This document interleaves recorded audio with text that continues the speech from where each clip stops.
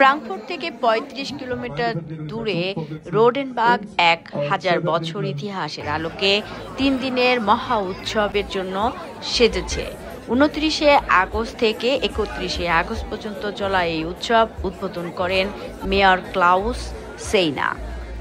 উৎসবে ফোক ফোরামের চেয়ারম্যান ডলকার বিঙ্গেল বলেন, রোডেনবার্গ কেবল একটি গ্রাম নয়, এটি জীবন্ত ঐতিহ্য।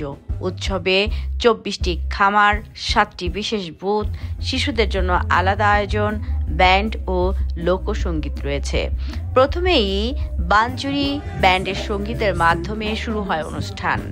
রোডেনবার্গের বাসিন্দা রাল্ফ আইনসেন স্মৃতিচারণায় বলেন, ১৯৮০ সাল থেকে রোডেনবার্গে বসবাস করছেন।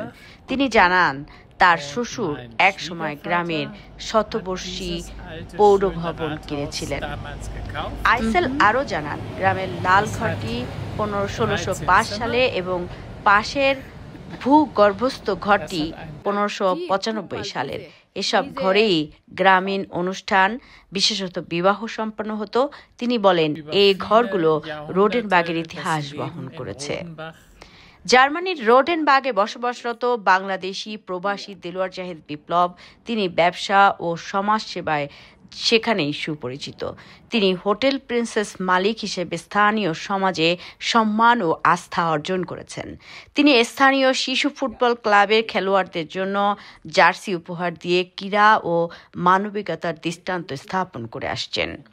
রোডেনবার্গ বাড়ি ক্রয় করা বসবাস করেছেন প্রবাসী বাংলাদেশিদের নির্ঝর আতিক। তার এক সময় স্বপ্ন ছিল বিদেশে উচ্চশিক্ষা। ২০১৫ সালে তিনি ভর্তি হন জার্মানির ইউনিভার্সিটি অব বার্লিনে।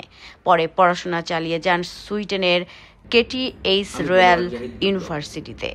রোডেনবার্গে অবস্থান করছি আবাসিক হোটেলের কারণে। এখানে আমার ছোট্ট একটা আবাসিক হোটেলের ব্যবসা আছে। সাদা মনের মানুষের অবস্থান এই রোডেনবার্গ গ্রামে। একটা শিল্পোন্নত এই ছোট্ট গ্রামে মানুষগুলো অত্যন্ত ভালো। আজ রোডেনবার্গের ১০০০তম জন্মদিন পালন করতে যাচ্ছে।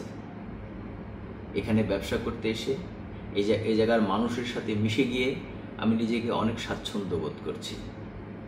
ধন্যবাদ। আমার 2015-এ আসা হয় জার্মানিতে। ফার্স্ট আসা হয় ব্রিমেন সিটিতে 2015-এর এপ্রিলে। বাট দেন আমি একটা scholarship pi to do my masters in technician university Berlin. তখন 2015-এর অক্টোবরে আমি বার্লিন মুভ করি। আর মাস্টার্সটা ছিল 2 বছরের প্রোগ্রাম। ফার্স্ট ইয়ার ছিল জার্মানির বার্লিনে, সেকেন্ড ইয়ার ছিল স্টকহোম সুইডেনে আর কি। ভাবলাম যে ওকে, আমি তো প্রায় অলমোস্ট 19 ইয়ার্স হয়ে গেছে, তো জবও করতেছি অলমোস্ট তখন 7 ইয়ার্স, ক্লোজ টু 7 ইয়ার্স। তো নিজের কিছু করা যায় কিনা জার্মানিতে। তো বর্তমানে রোডেনবার্গে বসবাসরত নির্ঝর আতিক প্রমাণ করেছেন, পরিশ্রম ও অধ্যবসায়ের মাধ্যমে প্রবাসের সফলতা অর্জন সম্ভব।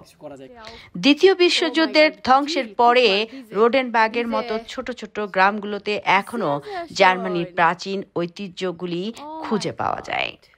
Fatema Rahman Ruma, German Bangla channel, Rodenberg, Frankfurt, Germany.